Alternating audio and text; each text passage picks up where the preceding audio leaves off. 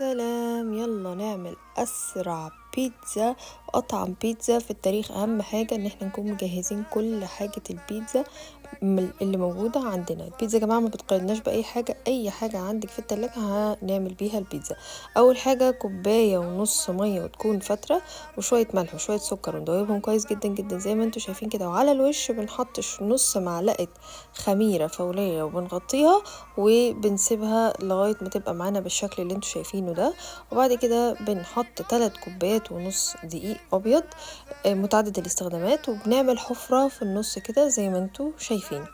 وبعد كده بننزل بالمية اللي فيها الخميرة، وبعد كده بننزل كل الدقيق اللي موجود في الحروف في المية اللي احنا نزلنا بيها بتاعة الخميرة. وبعد كده بنقلب كل المكونات كويس جدا بالمعلقة. وبعد كده بنستخدم بقى خلاص ايدينا ان احنا نعجن كل المكونات مع بعضها.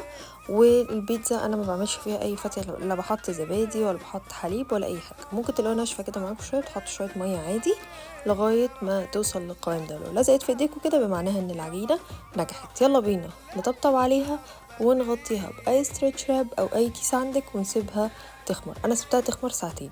يلا بينا نسوي الهوت دوج. عشان انا ما بستخدمش الهوت دوج ني، هحط معلقه سمنه كبيره وفص ثوم مهروس ومعاه فلفل برضو احمر او اخضر ويكون مهروس برضو معاه.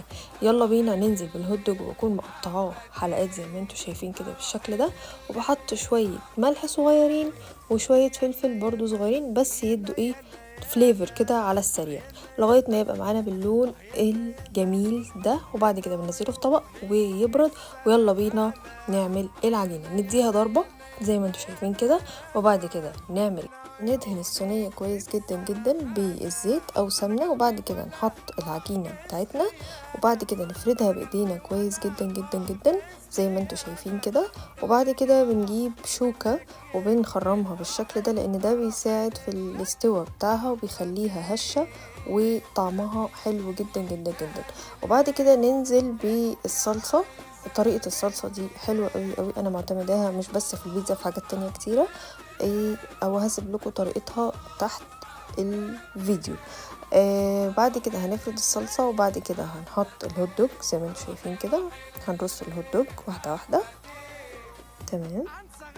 وبعد كده هنحط اي لحمة باردة عندنا، اي بيبروني، اي نوع لحوم استخدميه، او حتى لو من غير لحوم خالص برضو عادي، مفيش اي مشكله. دي احلى حاجه في البيتزا ان هي مش بتقيدنا باي حاجه.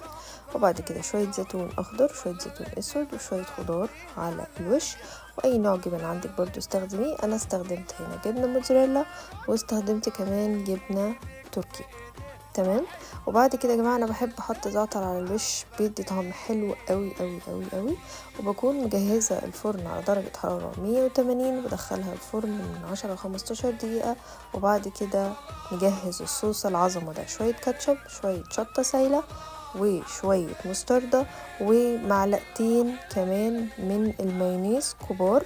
بجد يا جماعة بيودي البيتزا في حتة تانية. ده أهم من البيتزا أصلا، الصوص ده أهم من البيتزا أصلا، تمام. تكون البيتزا جهزت، وبعد كده نطلعها ونقطعها، وعمركم ما هتطلبوها من أي حتة تاني برا. هستنى منكم الفولو واللايك والسبسكرايب، واستنوني في وصفة جديدة. باي باي.